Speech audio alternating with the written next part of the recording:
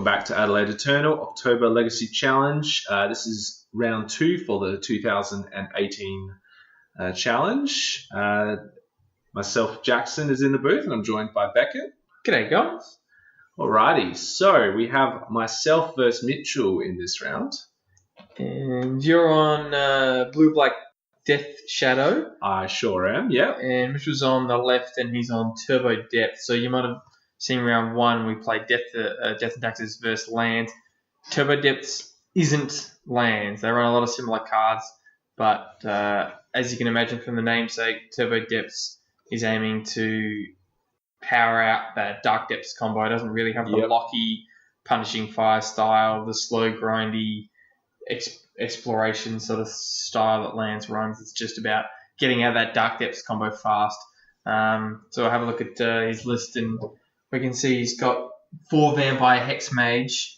If you don't know the combo there, the Hex Mage can sack to remove counters from things, so it can kill Planeswalkers, but most importantly, it can remove counters from Dark Depths. So you can see the difference between that and lands, where this is about trying to, as soon as you get the Dark Depths, you can like sack it, make the Marit Lage.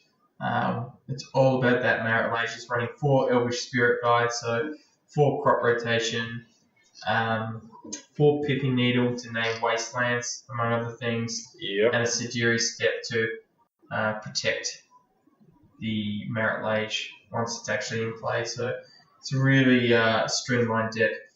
Do you want to talk about your list, Jackson, since you're here? Yeah, that sounds great. So this is a list I started jamming a little while ago. I think when LSV and his team started running at whatever tournament that was. I can't quite remember which one it was. It looked like a bit of a sort of flavor of the month deck, but it's sort of remained to be pretty good. I've been playing against it a lot. A lot of people are playing it. It's also a good budget one because it runs Watery Graves. Yep. Your list has 200 grand Cs, but I think if you're playing budget, you could almost get away with like 100 grand C. Correct. You could even, honestly, you could play no duels, I reckon. You could even run basics. So, but yeah, it's essentially one of the variants of Delver since the Deathrite banning. So it was the Grixis Delver deck, and now it's sort of, this is one of the variants alongside the blue-red, and there is a Grixis one still remaining. You just sort of take a lot of life from Thought Seizers and Shocklands and dazing with Shocklands and playing them again, and Street Wraiths, and then you just sort of play big Death Shadows. So it's the same logic as the modern deck. It almost looks like a modern deck. It's got Thoughtseize, Street Wraith, Watery Grave, but you can do some cool things here where you go like turn 1 reanimate Street Wraith. I love doing that. You pay a bit of life for honestly not that much, 2 for the Street Wraith, 5 to reanimate it, so 7. You go down to 13, and then you just go next turn fetch shot, Death Shadow. Yep. You can have a lot of power on the board. So yeah, all right. Starting off with a Thoughtseize from Mitchell, who's on the play, and it's a pretty cool hand from you. Only 1 land, but 2 Delvers and a Thoughtseize, and you got the Ponder to find the other land, so it's a really nice keep from you there. Yep. Even got a Dismember. I don't know, did you know what you were playing against? I actually had no idea. So honestly, on a blind match, it was a great hand. Great hand. So I think it's still a good Thoughtseize, hand. You've got the Delver. I think it's still a great hand versus Turbo Depths. The Dismember's not going to be great, although it can hit a Vampire Hex Mage. And they do that. That's their turn 2 play often. Because keep in mind, Hex Mage is black. So it's not like they can go like Thespian Stage, land Hex Mage, or like Dark Depths, land Hex Mage. They need to go black Hex Mage. So it's not like they can go on turn 2 in response to Dismember. They make the combo. That needs to be a turn 3 play. So Dismember can be actually really good. Seeing Mitchell's hands, so you know what he's on now, basically. Oh, yeah. So it's obviously not lands because the Bayou and the Duress and the sort of Abrupt Decay. So it's obviously Turbo Depths. He's got the lands combo there, and I don't really have an out in my hand for that. Why did you leave the Thoughtseize? Not Delver Sequence. So it's interesting. This is probably one of the only decks I've found that runs Thoughtseize alongside Delver that you actually sometimes do Thoughtseize first. So I can't quite remember my logic there. I think I was pretty scared from the Bayou Thoughtseize, and I think I was feeling like it could be Turbo Depth, so I wanted to maybe get rid of a Crop Rot or maybe like a key combo piece, but he just had the combo in hand anyway. The Dark Depths can be fast. I mean, if Mitchell had Crop Rot here is a good example. You know, you can get out the combo very, very, very quickly. Yeah. I don't know though. I think I like Delta there, even knowing I'm against combo, because I want to like have the threat out as soon as possible. Yeah. Just chip away. In this instance, you probably would have got Abrupt Decay, but then you can follow up with like Turn to Delver and Thoughtseize. Yep, that's true. So yeah. Not sure. Sometimes you do want the life loss fast, but I didn't actually have the Death Shadow anyway yet. So all right, we're thinking about something. So what was his hand? He's got Duress. Maybe he's considering Duress. I feel like he'd just Duress here. You would Duress, yeah, for sure. You know, he knows what you've got. He knows you've got Dismember, which isn't great to take. He knows you've got 2 Delvers, yeah, and then Unknowns. So I think Duress is fine. Like, yeah, so I've got the Reanimate. Yeah, there you go. Yeah, Wasteland was a good draw. Yeah. So you take Reanimate unless you ripped Vampire Head to Match you. Yeah. So, yeah, because Dismember's just nothing. It's like pretty much a dead card in this matchup. Wasteland, yeah, so happy about that draw. So obviously Wastelanding Dark Depths buys me a lot of time. So yeah, Delver, play the Wasteland first to play around a days that he obviously doesn't even run. Do you Wasteland here or do you wait? What? I think I did Wasteland here. Yeah, I did. I think so. Because he runs Elvish Spirit Guide, right? So yeah. You could go like Wasteland thinking he doesn't have the mana. Oh, that's true. Activate, and then he goes Elvish Spirit Guide, second response kind of thing. That's a really good point. So he's got Silver Scrying, so he's going to get the depths back. All right. But you have to slow them down quite a bit. Yeah. So I've bought myself a few turns, which a Delver deck is always pretty good. So, all right.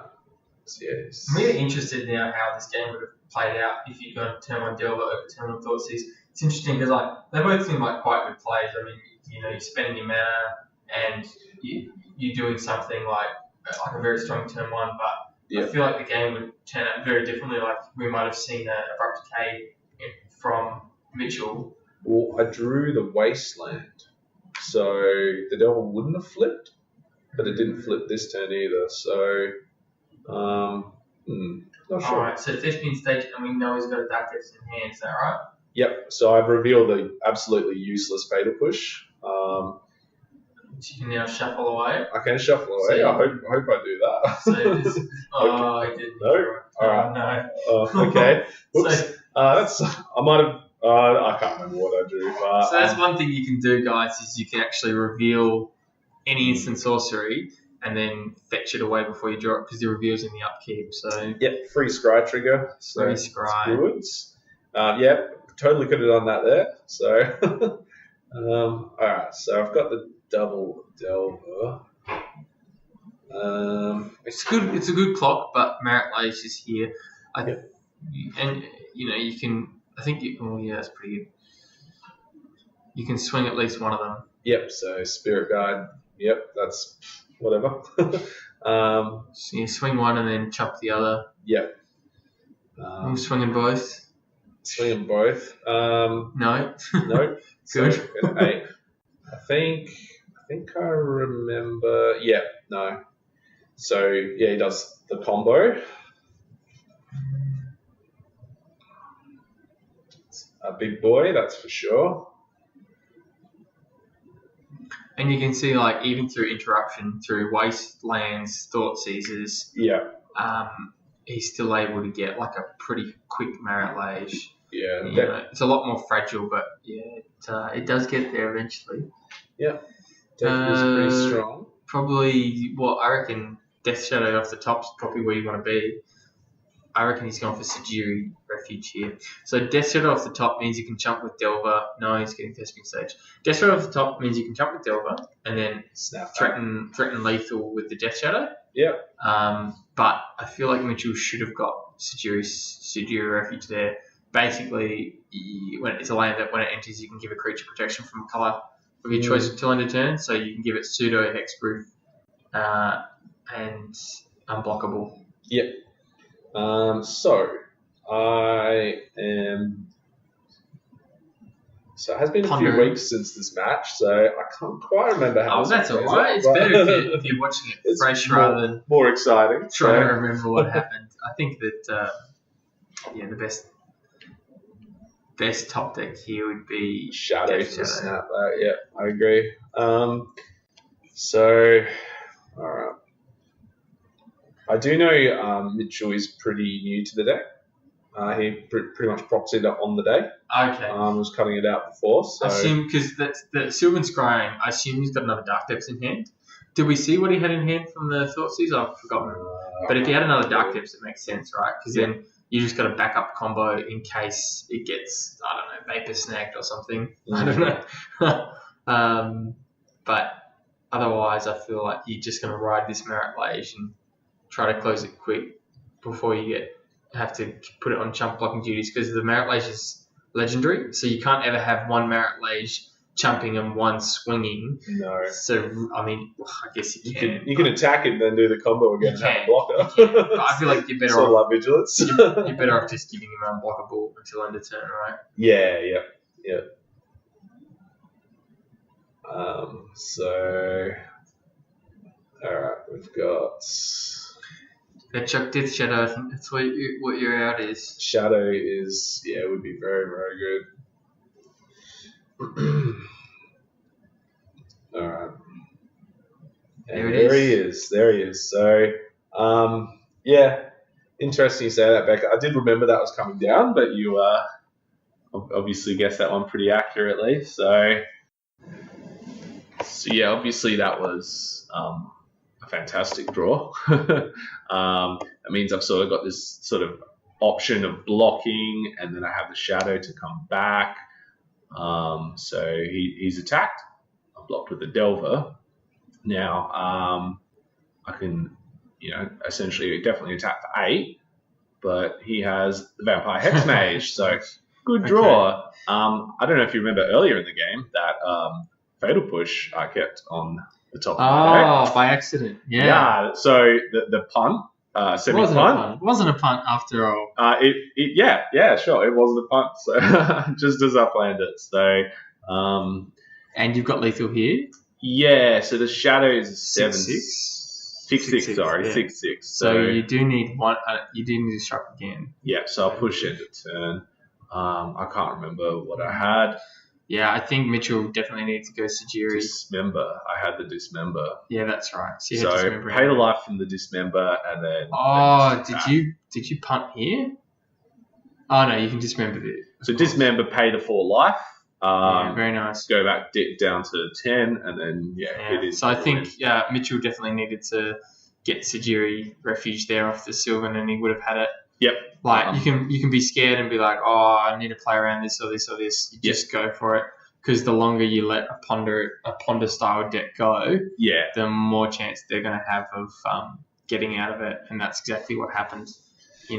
Yeah, and they're definitely like. Yeah, I think he's pointing it out now and saying, I should have just got that and won. Yeah, definitely with the sort of depth stacks. I mean, you feel like once you've done the combo, it's like, oh yes, I've got there, but.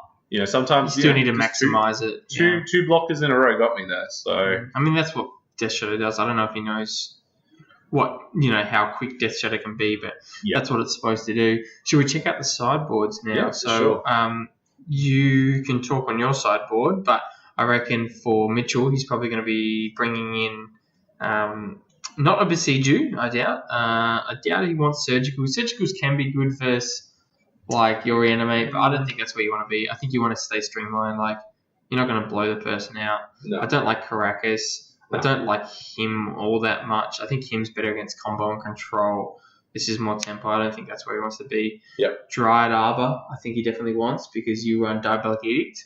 so he can go, you Diabolic Edict, and he's just got a fetch land. He can like fetch for Dryad Arbor and sack and response. So I think that's a good one. Yep. I'm wondering if it should even be main board.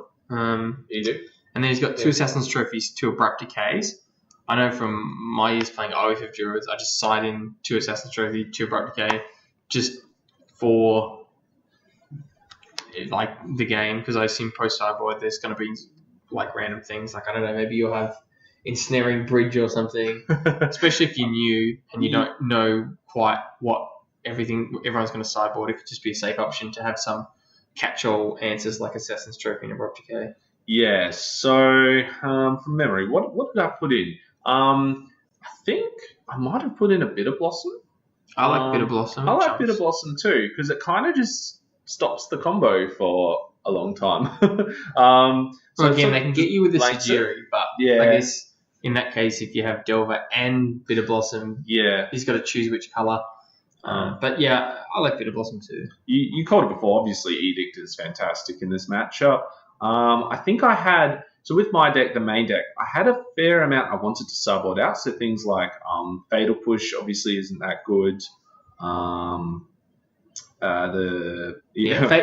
those watching, Fatal Push felt really good in that match just there, but it was very fringy where Jackson had to like swing lethal exactly that turn. Yeah. And a lot of the time you'll be Fatal Pushing a head smash, you just sack some response anyway. Yeah. So it's like not that good. But yeah, so I have the Fatal Pushes I want to get rid of as well as the Dismembers. So there's a few. I think from memory I did put a Snap Custom Age just because I liked the idea of Snap Edict or Snap Edict Ponder again. Yeah, I like Snap Ponder and just dig for an Edict. Yeah, so I think that was quite good. I can't remember if I subbed it in Surgical or not. That could be okay. Definitely. Yeah, Surgical's fine. I think because I do run the 4 Wastelands as well. So obviously, you know, with lands, you can tell from round 1 there is a way to grind it out without having to do the depths combo. This deck is all in on the depths. So yeah, that's right. Are you sort of putting in anything for Pithing Needle or Pithing Needle even? Yeah, no, I don't think so. So yeah, with being in blue-black, I obviously don't have too much, but no Engineered Explosives for 1. No, that's interesting. Python Needle could be very good actually. So keeping in your Death Shadows, I see as well. Seems correct. Well, yeah, it's always going to like Merit Large is always going to be attacking me for lethal, so definitely worth it. I think it's good. I mean, we saw it in that game where you can actually present lethal back. And you can force him to sometimes do that. I'm going to swing, you chump block, and then you present lethal back, so he can't even swing his Merit Lage. Yeah. And you might force him to have to combo twice to swing, and then like replay it, Legend Rule, sack the tapped one, and keep, just basically give you a Merit Lage vigilance. Yeah. Just to survive a block. But honestly, I think you're pretty favoured here for that reason. You've got a lot of pressure. You've got some like interactions. And you force him to play around certain blowout spells, so yeah, I think it's pretty good. Like you even have Force of Wills for crop rotation, because Force of Wills like not great against lands, but if you can hit a crop rotation, it's so pretty good. So good. Yeah, and crop rot's like almost the best card he has in his deck, really. Like it's just perfect for it. So yeah, I don't know if you've ever read, but crop rot. The Oracle texting now is like as an additional cost, but so you sack the land obviously as part of the cost, but like I was playing against some guy recently enough, and he was like going on about because the old art doesn't say as an additional cost, just as like you cast this and then what happens is you sack the land. Okay, I was trying to convince me not to sack, and I was like, no, I'm pretty sure you're gonna sack that land. I had a pretty solid hand. I've got the Wasteland and the Thoughtseize, and he's obviously going to Thoughtseize me. I do have the Edict as well. It's a really good hand, and you've got a threat in the form of Ponder, Germs as well. Yeah, pretty happy with my hand. No Street Wraith reanimate turn 1. No, unfortunately. Well, who knows? It could be off the top. Two opportunities. I love doing that. It's like. Yeah. So Swamp here indicates he's playing around Wasteland, and he might have a Vampire, Hex Mage, and play. Yeah, so he's in hand, sorry. So he's sort of deciding between those. It'd be interesting if he did take Thoughtseize, just because obviously there's something to protect. Yeah, I reckon Edict's also a really good choice. Yeah. He's got something specifically he wants to protect, like like a Hex Mage. Thoughtseize is okay to take, but then you still got to deal with the Edict. Edict's always going to be annoying. Yep. Like, unless Dryad Arbor. Yeah. But, yeah, I like Edict here.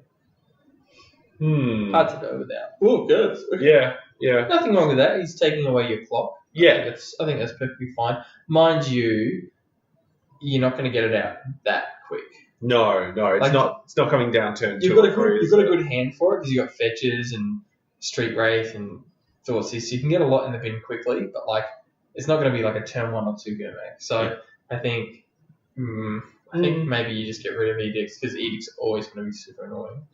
Yeah, so I don't know if anyone's noticed this, but I always like to fetch my one signed watery grave as opposed to the other ones. So well, one reason I don't play Death and Shadows is because like I'd never forgive myself like with the fetching and the shocking, like because you've got the opportunity to search the underground seas or to fetching tabs. Yeah, it's hard, and to be honest, learning the deck, there was a few times I was not. I was fetching the underground sea early, and then 2 turns later, I was really regretting it. So, as soon as you get the Death Shadow, you're like, and you're stuck on 14. It's like, oh. I mean, he's got a bit of. I mean, Bob here, I think, is actually really good because and Bob can actually press your life total and force you to, not maybe overcommit with your shock so much. And also because he's got such a high land count. And such a low CMC count. The Bob's just generally quite good. I think Sylvan Library's also fine to take there. Yeah. I would probably take Sylvan Library myself. Yep. But I guess that's why I was commenting that Bob's going to be so strong here on turn 2. Yeah. He's got a very, very different hand to game 1. Yeah, very different. Very different. So it's still turbo depths. Like he's still going for it. I mean, Sylvan Library, digs cards, looks for things, as does Bob. Yeah. It digs deeper into your deck. But it's sort of a bit quite good versus control, both those cards. Yep. And I guess he assumes you take out the fatal pushes, so the Bobs become a lot better post board. Yeah. Similar to that like Kyle's tracker post board in lands that we saw in round 1. Yeah. Bob here going to be very strong. Yep. I think it's probably an ideal turn 2 that or Sylvan. So I have a Edict. And then I think that's another reason you want to take the Edict, man. Like. Yeah. It's interesting. I think definitely that play was like even now. He's not gonna. He wouldn't have hit a Gurmag Angler there. Yeah. So and you get to go like Bob Trigger, swing you down to 13, and then you're stuck with a Street Wraith in hand. It's like, now I'm on 11. So he goes quarters my wasteland. How many basics are on? 0. Okay. So strip mine, yeah. Yeah, so it's essentially strip mine, which is pretty good. But I get to shuffle my deck. Are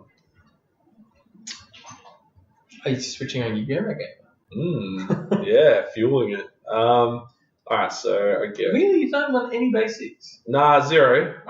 Honestly, there's definitely an argument to be made for running 1.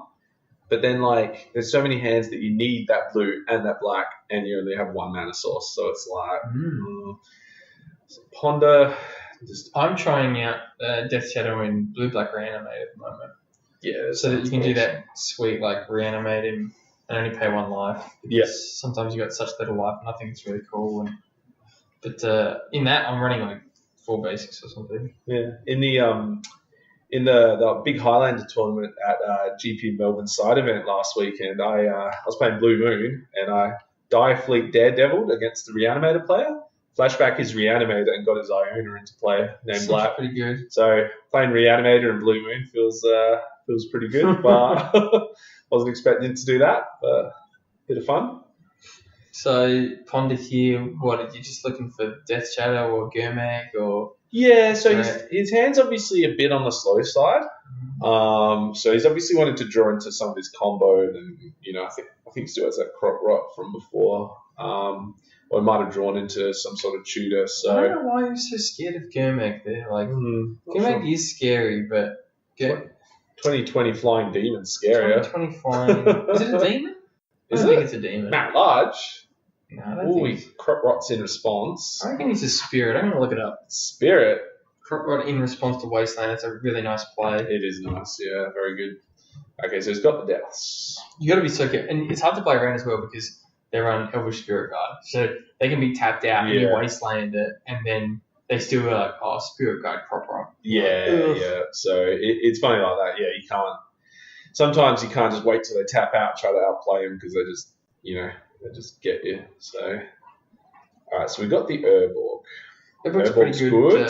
Yeah, because it's tap. So Hex Mage. I dazed this. He doesn't pay for the one. Ooh, we discussed this afterwards. He wasn't quite aware that the Dark Depths could tap for the one with the Urborg. I mean, that's the whole point of the Urborg, bro. Exactly. That's what it's for. Because the deck, I mean, it doesn't run too many forests, right? Yeah, that's a big part. That was Why a big did you part. daze then? Just hoping you'd misplay, or? A little bit. Dark Depths, by the way, makes Merit Lage, which is an avatar. An avatar, oh, of course. Like the planet with the blue people, right? No, like Last Airbender. Oh, sorry, my mistake, yeah. So when he dies, he just gets reborn. Yeah, okay. Of course, yeah. It's good we're getting a bit of a lore update with Beckett here. So. That's right. Alright, so I've got the Shadows 3/3. Yep, so... You can second response. It's a tough one because, so with the swing into the Merit Lage, I swing into it more often than not now because once I got done where I, swung and then they just go crop rot, get this, sack, make Merit Lage, block. But I found that a lot of quality players won't do that because they're too scared of just losing to Edict. Yeah. Or, some sorcery speed removal, like sack or something. Yeah. So you can see here, he's just taking it, he's playing it safe.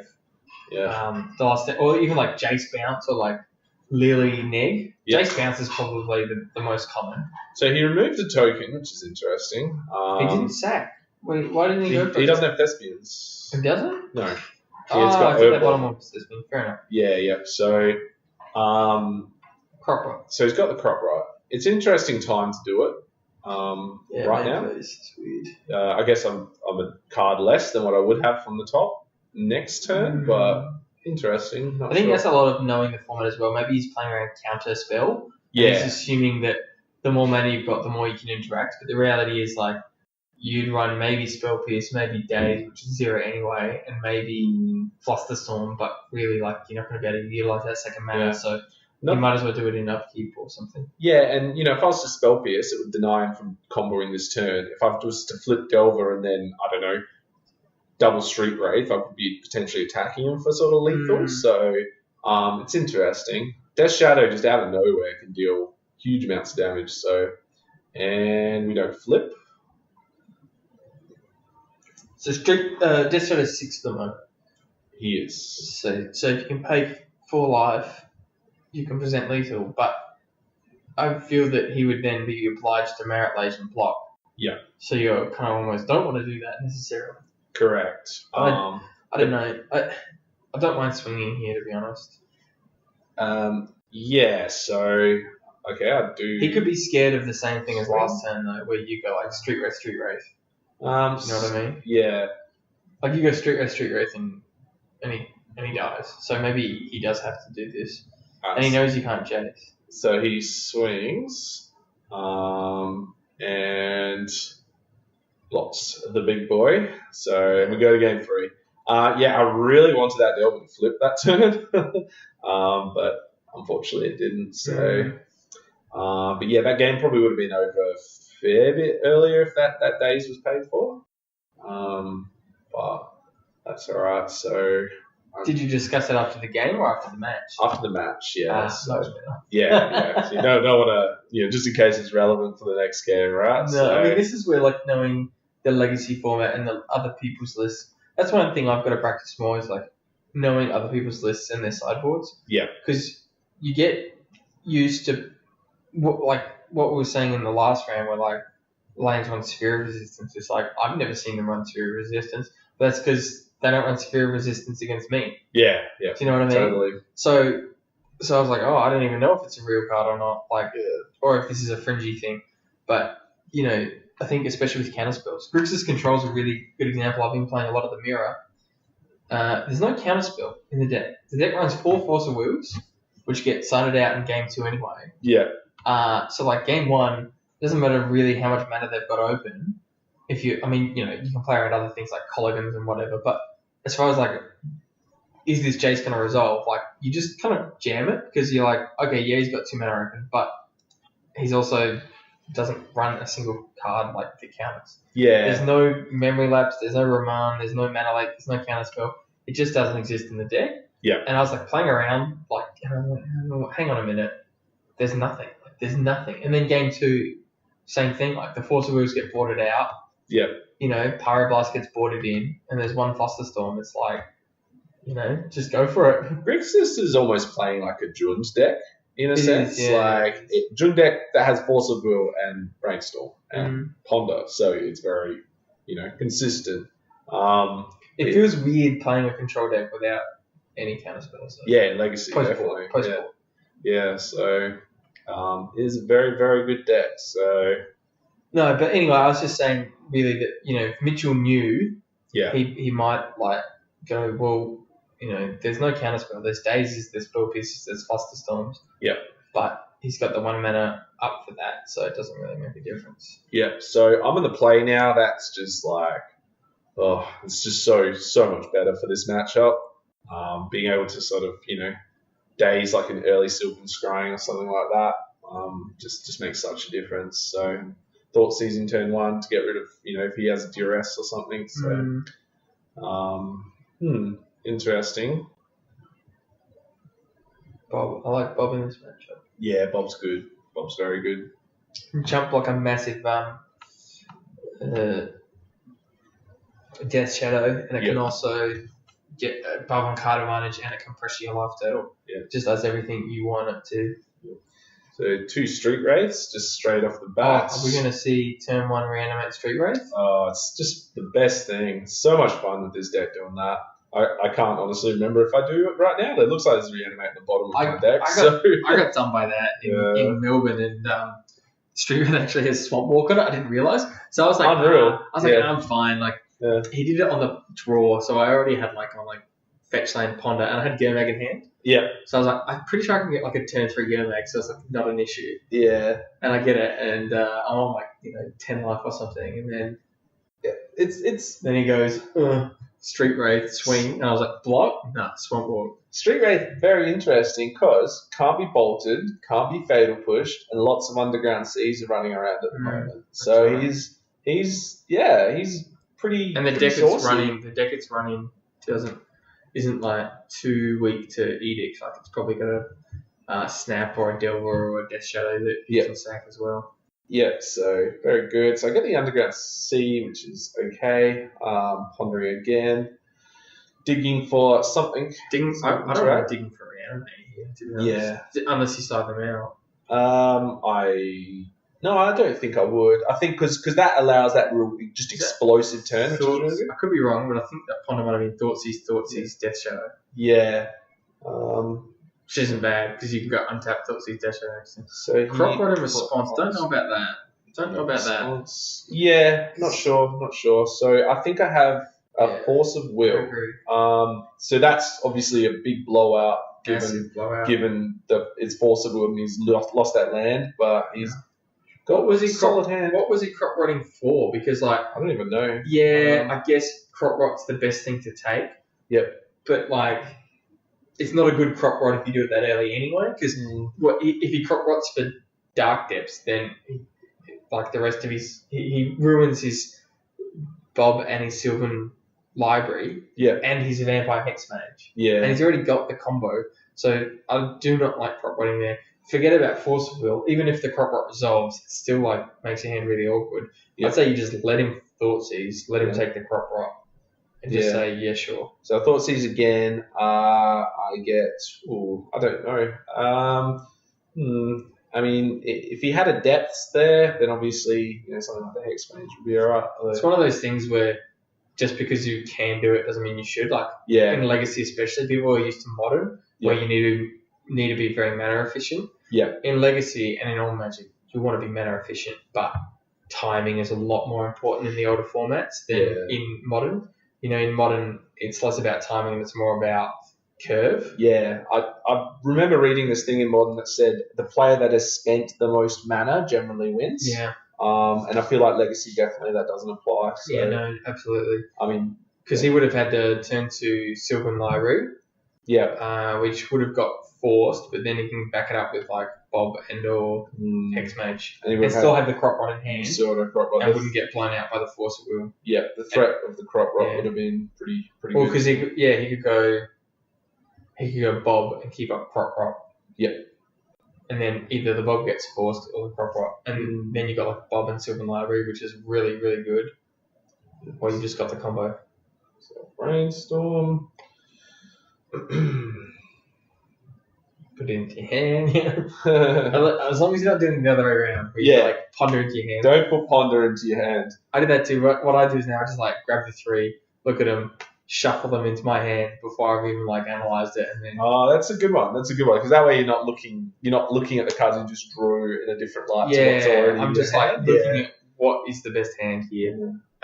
And a lot of people I find even just subconsciously will more often they'll almost do a ponder, even though they've put it into their hand. They still go like 2 or 3 and then put 2 of those back. And it's like, nah, just like shuffle it in and then look at your hand as a whole. Bonus cards, right? And so a Wasteland and then Second Shadow, which is such a good turn. Real happy with that. So, the Wasteland just, great draw. And then the other Shadow really puts a lot of pressure on him right now.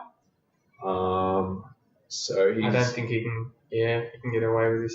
You want to be crop rotting at the end when you get him. You don't want to be crop rotting like negatively in response to something, No, yeah. I think Turbo Depths, it's not as technical as something like Lands, but definitely has a lot of play to it. I think it's very technical. I think I think it's a beautiful deck. It's so streamlined. I love how it's just like 2 colors and it knows what it's doing. Yeah. And it's got some good sideboards for like different matchups and like the Dry Dove is it's a neat little play. It's got a lot of like cute little plays. Yep. And it's got raw power, which I think is one thing a lot of people like playing with, especially when they play the older formats. I want a deck with raw power. Like forget about control, forget about I get to run Colligan's Command, I can play that anywhere. Yeah. I want something you can be like, like turn 2, turn 3, I want to win. Yeah. Out of nowhere. And it's got a lot of cards like Piping Needles, that's just a really good card in some matchups. And Wasteland is just really good. And Thoughtseize is just really good. So I drew the other Wasteland, which is pretty brutal. Really good. So I take him down to... you can even waste... I'm not saying that you should, but you could even waste the Bayou there. Yeah, totally. I've never seen Dark Depths play Life from One. And I wonder if it's worth running 1 or even one of the sideboard for the control. Yeah, because I think it could. It's a decent card just by itself because you get card advantage. Sometimes you probably just sometimes you just loam obviously drawing that second Wasteland and then the second Death Shadow. No, Mitchell made it. Mitchell actually played that really well. I think the only mistakes he made were like legacy specific things that we talked about, like playing around a counterspell in that first match. Yep. And then like wanting to be mana efficient, which are things that like habits that people get into from when they start like getting good at Magic. Yeah. They get into these like habits of like, got to be mana efficient, got to play around counter spells. Okay, so Surgical Bitter Blossom. Yeah. Okay, good. I like that. Yeah, no, I think he did play really well, and I think it's definitely a deck that favors like I said before. Well, the whole format of Legacy favors knowledge about the format. But like I said before, he did print and play it on the day, and I feel like this is definitely a deck that would be good for gold fishing. He's making me want to. I want to sleeve it up now. Yeah, it's great deck. It's such a beautiful, and I love Sylvan Library as well. Yeah, I'm going to sleeve it up. Yeah. Anyway, guys, for Adelaide Eternal, that was round 2. Thank you very much for watching. We'll see you in round 3.